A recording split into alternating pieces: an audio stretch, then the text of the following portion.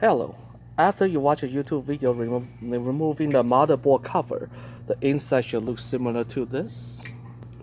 And right now, we do have the sound.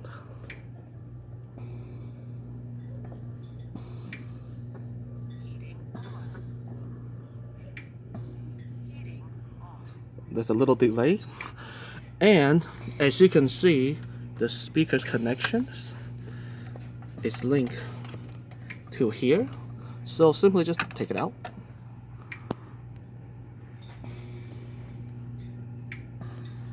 It will take away all the sound in the remote.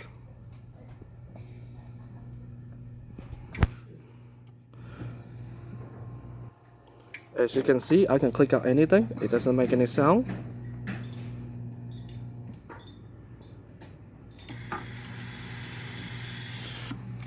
If you want the sound back, simply just plug it back in.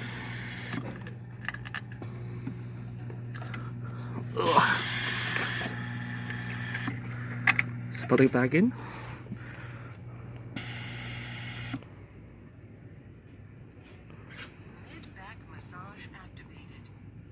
Thank you for watching the video.